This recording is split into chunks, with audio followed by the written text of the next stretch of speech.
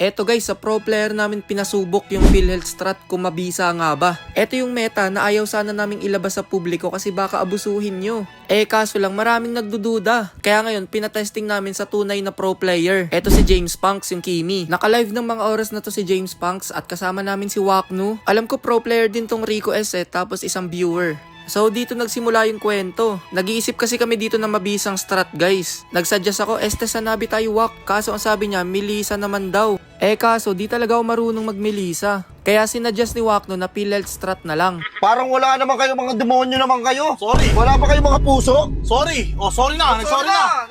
Kaya ako umagri din guys kasi maganda rin talaga yung PhilHealth strat may pakita sa live. So ang ginamit dito ni James Punks, Kimi. Tapos si Wakno, Angela.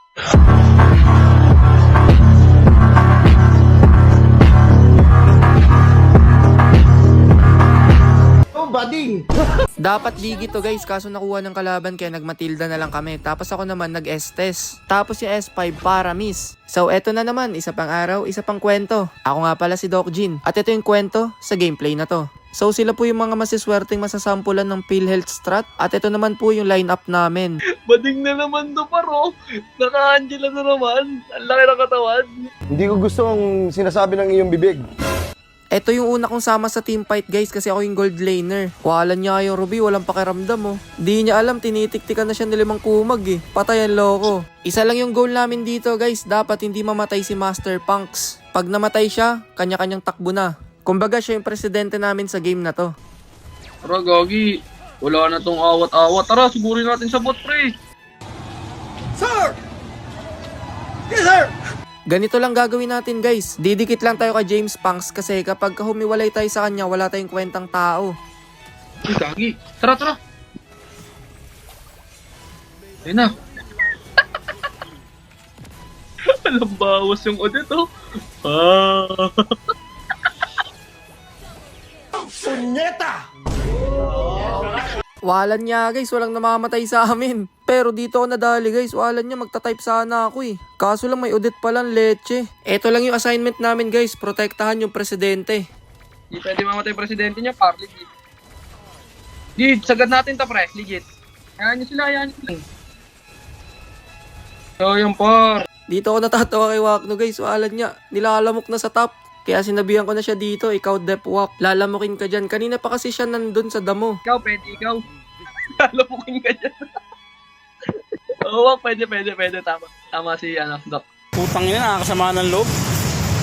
Dito nga guys, di na nakapag-contest yung mga kalaban eh. Di makakapag-contest yan guys, malabo. Ahente nga ng St. Luke's, iniiwasan yung lineup na to eh. Di nila matitibag to ng basta-basta guys. Wala niya, tinamahan pa ako ng magaling.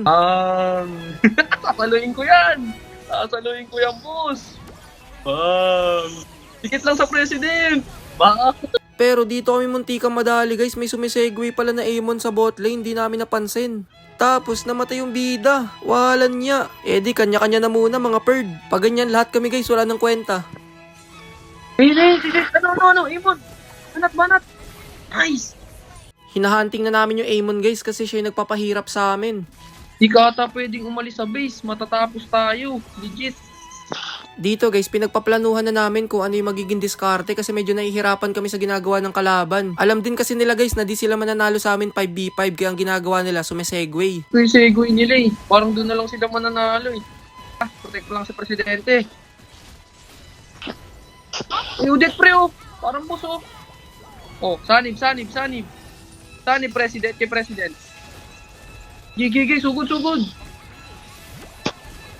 O diba, di nila kami kaya kahit anong gawin ng mga kalaban. Segway lang talaga yung kahinaan ng strat na to. Kasi kapag 5v5, kakainin lang kayo ng strat na to guys. Dito guys, panalo na talaga to. Binakura na namin yung base ng kalaban. Napush na rin namin yung tower nila sa mid lane. Nakailang try din nilang pitasin dito si James Punks kaso wala talaga guys, di talaga umuubra. Kagaya na ito.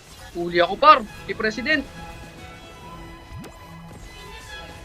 Hindi tumatagos yung mga ganyang klaseng diskarte. Umulit pa sila dito guys, tignan nyo. Kaso lang wala talaga eh. Tapos eto yung mga sumunod na nangyari. Oy, pumliker na. Pumliker. Tama ako dyan. Dito kayo bibilib sa kalaban guys. Wala niya, ngayon lang ako nakakita. Digi yung nagsaside sa kalaban.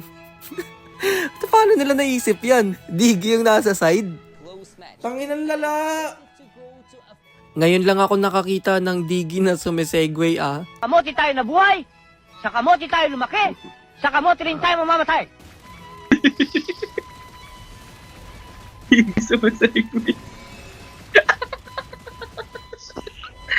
Tawa rin ako dun. Kahit yung kalaban namin guys, natawa na lang din sa kagaguhang ginawa nila eh. Kahit sino di maiisip yun guys, digi pinagside nila. Dito guys, endable na sana to. Ang kaso lang, inatake ng sakit si Wakno. Pero di ko lang din sure sa POV ni Wakno guys ha. Kasi kung makikita nyo guys, nasa base lang si Wakno nagde-dep, nagta-tide sage mag-isa. Tapos kami dito, nakikipagdigma sa mga kalaban. Hindi siya nakasanib kasi akala niya siguro guys, nandun yung Amon sa top side. So ayun, ubos kami. Pero di ko rin masisisi si Wakno guys kasi ang tagal nagpakita ng Amon. Si Wakno hindi sumanib. Dito nga guys, akala ko talo na kami. Tsaka nag-bywalk na sila. Pero sabi ko kaya pa dep yan. Buti ka mo, isa lang yung creeps dyan. Pero balak na talagang tapusin ng mga kalaban to guys, tignan nyo. Ang ganda pa ng pagkahatak dun ng Ruby. Winanway nila dito yung mid, tignan nyo. 5 versus 2. Dito nga guys, nilalamig na yung itlog ko kasi may minion wave pa pala nakasunod. Kaso pinagana ni Wakno yung 999 EQ. Saan kayo makakakita nyan guys? Para miss na may Angela. Pero dahil sa katapangan na pinakita nila Wakno guys, ayun, nabuhay kaming tatlo. Yari kayo ngayon sa amin guys, nabuhay yung presidente. Ubus sila dito guys, sa totoong buhay lang ha. Medyo pare, apunin mo na muna na yan.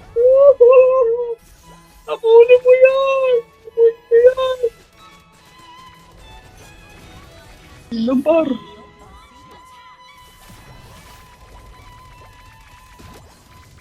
Okay. Dok, kaya pa ba natin, Dok? Kaya natin to, Dok. Gagi. Hit. Di namin natapos guys, walang minion wave, tapos wala na ring buhay na titirang catapult. Kaya ito yung ginawa namin, nag-lord kami. Para sigurado.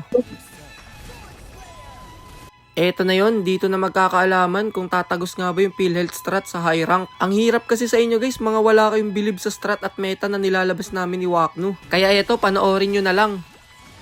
Ayun, namatay ka isa nating bodyguard, pre. Pre, isang bodyguard, patay na. Ako sabog, pre! Kaya, pre! Tulong lang! Ako kaya, pre! Ay! Wala ka mo! Let's go!